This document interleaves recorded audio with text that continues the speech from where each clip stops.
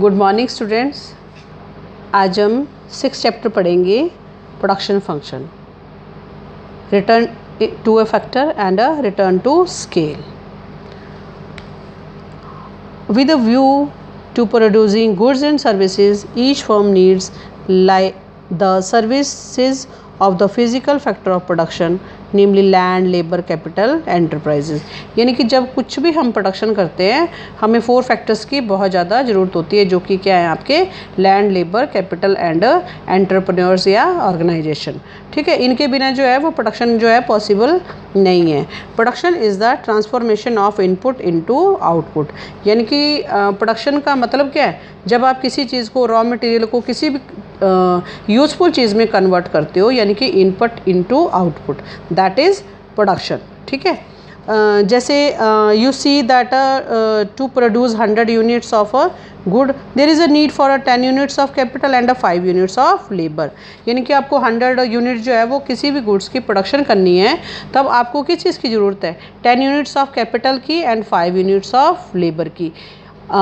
Mutual relation between the physical factor like a 10 units of capital and 5 units of labor। यानी कि किसी भी चीज़ को प्रोडक्शन करने के लिए आपको 10 यूनिट्स कैपिटल चाहिए एंड 5 यूनिट्स लेबर चाहिए। एंड फिजिकल प्रोडक्शन यानी कि आपको क्या प्रोडक्शन किया, तो इससे आपको क्या प्रोडक्शन हुआ, 100 यूनिट्स ऑफ प्रोड्यूस गुड्स। आपने 10 units of capital and 5 units of labour के द्वारा जो है आपने 100 यूनिट ऑफ गुड्स की जो है वो प्रोडक्शन करी है। ठीक है, इसको क्या बोलते हैं, हम प्रोडक्शन फंक्शन बोलते हैं। तो इस चैप्टर में हम प्रोडक्शन फंक्शन के बारे में पढ़ेंगे। तो ये प्रोडक्शन फंक्शन है क्या? सबसे बड़ा तो production is a function of a labour and capital, क्योंकि प्रोडक्शन जो है हम लेबर एंड कैपिटल के बिना जो है वो पॉसिबल नहीं है।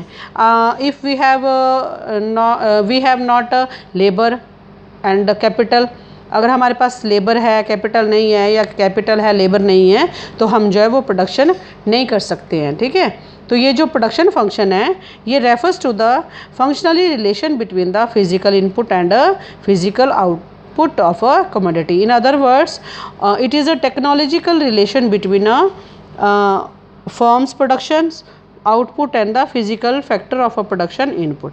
यानी कि जैसे मैंने आपको पहले भी बताया कि प्रोडक्शन जो जब भी करना होता है तो हमें 4 फैक्टर्स की ज़रूरत होती है, land, labour, capital and entrepreneurs या ऑर्गेनाइजेशन। ठीक है, तो प्रोडक्शन करने के लिए हमें कैपिटल एंड लेबर की भी ज़रूरत होती है। तो मेनली जो है प्रोडक्शन जो है is a function of capital and labour.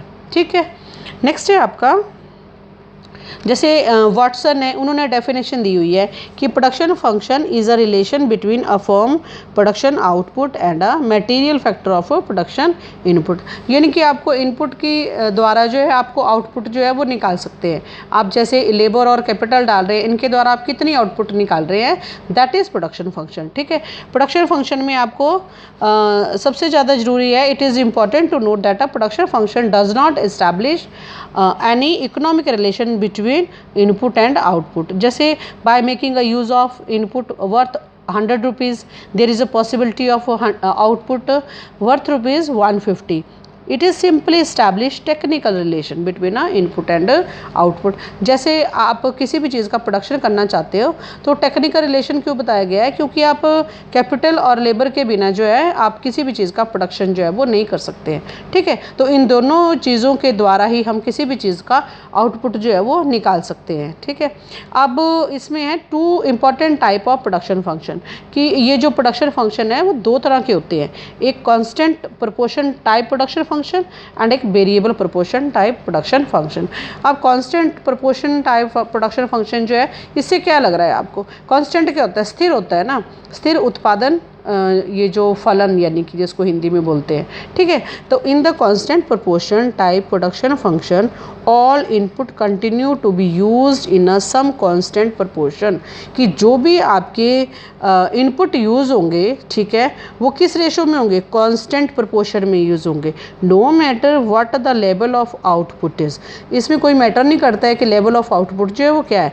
दस if labour and capital R the 2 inputs, अब हम मेज़र करके चलते हैं कि यहाँ पर हमारे पास जो है लेबर एंड कैपिटल जो है वो 2 इनपुट हैं, किसी भी used in the ratio of 4:1। हमने जो है 4:1 के द्वारा जो है ये प्रोडक्शन करना शुरू करा है। जैसे 4 यूनिट्स ऑफ लेबर ले लिया combined with the 1 unit of capital, हमने 4 लेबर का यूज़ करा एंड 1 कैपिटल का यूज़ करा। Then this ratio on the proportion of 4:1 continues to be constant for a different level of output। हमें कोई भी प्रोडक्शन करना है तो हमें ये रेशो जो है वो कांस्टेंट रखना पड़ेगा। The student of economics should note that when all inputs are change in the constant ratio. हमें जो है जब भी हमें अपने रेशो चेंज करना है तो किस में होएगा, वो इनपुट्स को चेंज करना है तो कांस्टेंट रेशो में चेंज होगा। ठीक है, scale of production is supposed to have changed. ठीक है, scale of production refers to the production capacity of the firm. Large scale production implies high production capacity, small scale production implies low level capacity। यानी कि अगर large level होगा, large scale production होगा तो हमें जो है कैपेसिटी कैसी होगी, हाई प्रोडक्शन कैपेसिटी होगी। स्मॉल स्केल प्रोडक्शन होगा तो लो प्रोडक्शन कैपेसिटी होगी। ठीक है, और ये जो है आपके ये change in scale of production requires change in fixed factor like a machine, building, etc. Such a change involves long period. Economics divide the time period into 2 parts। ये जो इकोनॉमिक्स है बेटा टाइम पीरियड को 2 parts में divide करती है, एक short period में, एक लॉन्ग पीरियड में। ये जो शॉर्ट पीरियड है आपका, इसमें जो है it refers to that period during which the amount of some factors of production can be changed but the amount of some other factor can neither be increase or decrease, it remain constant। इसमें जो है कुछ factor को तो change किया जा सकता है लेकिन कुछ फैक्टर को चेंज नहीं किया जा सकता है। इट रिमेन्स कांस्टेंट, वो क्या रहते हैं, कांस्टेंट रहते हैं शॉर्ट पीरियड में। नेक्स्ट है आपका लॉन्ग पीरियड।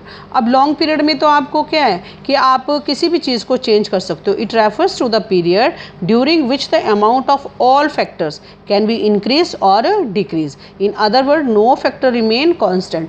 शॉर्ट पीरियड में तो कुछ फैक्टर को चेंज किया जा सकता है लेकिन सारे फैक्टर्स को चेंज नहीं किया जा सकता है। ठीक है, लेकिन लॉन्ग पीरियड में you can change all factor. ठीक है, आप इसको इंक्रीज भी कर सकते हो और डिक्रीज भी कर सकते हो। इसी में कोई भी फैक्टर जो है वो कांस्टेंट नहीं होता है। ठीक है, नेक्स्ट है आपका वेरिएबल प्रोपोर्शन। पीछे हमने करा कांस्टेंट प्रोपोर्शन कि जिसमें हमें अगर अपने आउटपुट में चेंज लाना है, करना है तो हमें जो है रेशो में चेंज नहीं कर सकते हम। ठीक है, हमारे जो है कांस्टेंट प्रोपोर्शन में चेंज होएगा, कांस्टेंट चेंज होएगा। ठीक है, लेकिन वेरिएबल प्रोपोर्शन में in the variable proportion type production function input ratio tends to change corresponding to different level of output. ठीक है, हम इसमें जो है डिफरेंट लेवल ऑफ आउटपुट के द्वारा जो है जो हमें आउटपुट चाहिए उसके द्वारा हम जो है इसके जो रेशियो है उसको चेंज कर सकते हैं।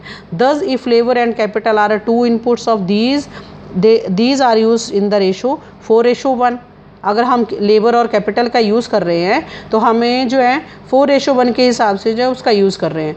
4 units of labour combined with the 1 unit of capital, then this proportion tend to change with any change in the level of output। The producer may seek to increase output by using 5 units of labor with 1 unit of capital।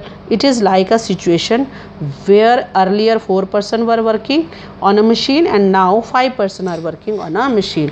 2 very important points need to be noted। हमें पहले जो था 4:1 के हिसाब से हम जो है प्रोडक्शन कर रहे थे जिसमें कि हम 4 जो है लेबर ले रहे थे एंड 1 कैपिटल थी आपकी। ठीक है, लेकिन अब हमने क्या करा, हमने रेशो चेंज कर दिया, 5:1 कर दिया।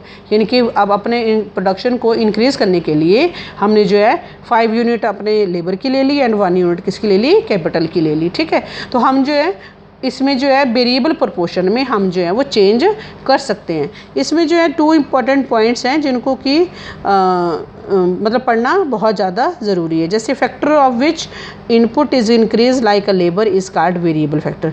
इसमें जो है लेबर जो है वेरिएबल फैक्टर है, ठीक है, क्योंकि and the factor of which input is not increase because it can not be increase it is called fix factor.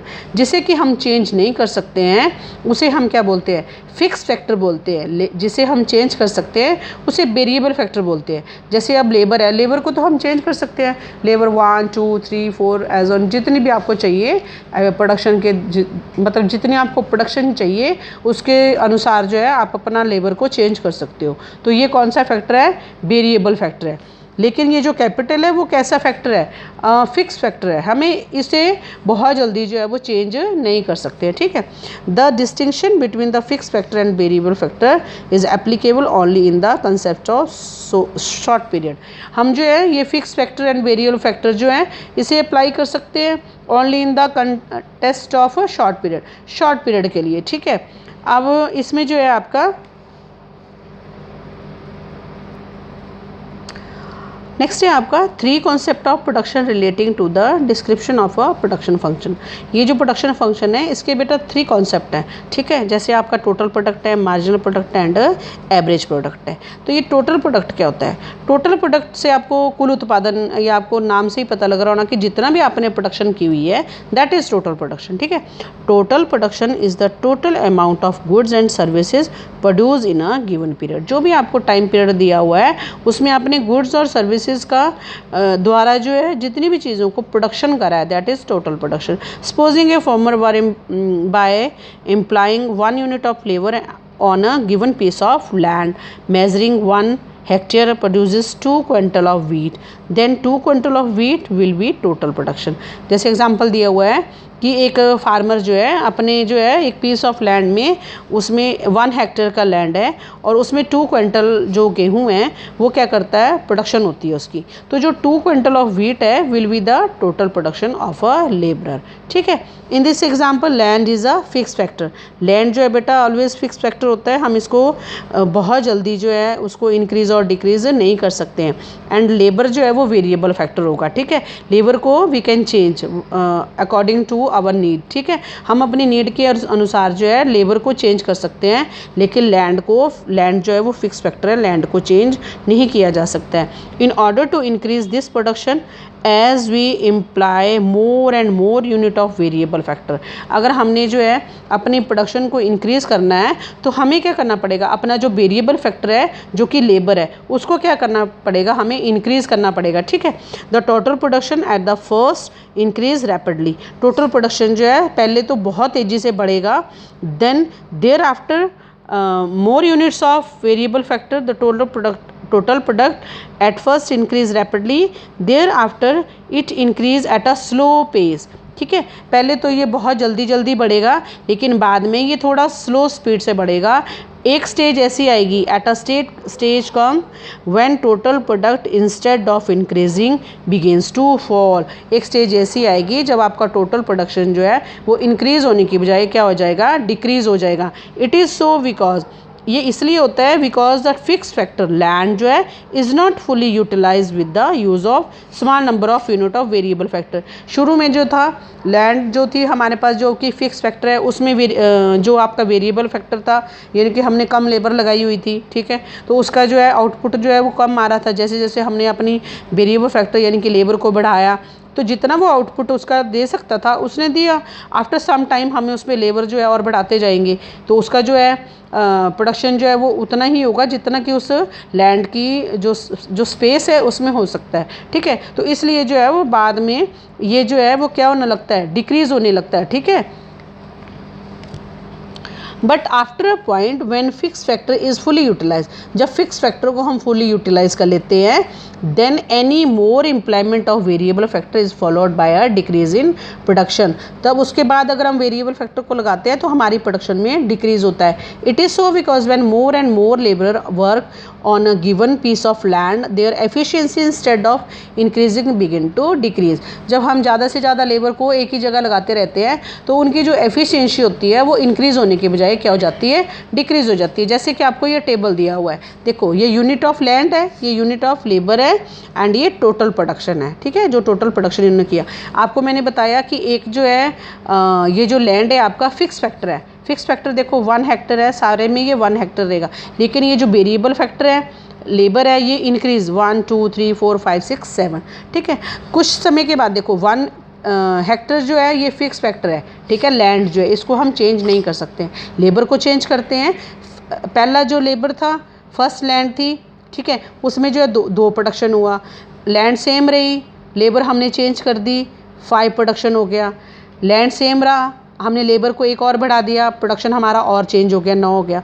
ऐसे जो है ये 4 और 5 तक जो है वो चेंज होएगा, 11 से 12 में जाएगा, लेकिन 6 लेबर जब हम लगाएंगे तो प्रोडक्शन में there will be no change. Production हमारा 12 है तो 12 क्विंटल ही रहेगा, ठीक है। लेकिन अगर हम 7 यूनिट लगाते हैं लेबर की, ठीक है, तो इसमें जो है हमारा टोटल प्रोडक्शन जो है वो क्या हो जाएगा, इट विल बी डिक्रीज्ड, ठीक है। तो इसका जो डायग्राम है आपको ये देखो ये बना हुआ है टोटल प्रोडक्शन का डायग्राम, ठीक है, ये टोटल प्रोडक्शन का डायग्राम है। It will be increase rapidly first, then constant, then decrease, ठीक है। तो ये टोटल प्रोडक्शन का डायग्राम है। अब जो है मार्जिनल प्रोडक्शन हम कल करेंगे। Okay, thank you class.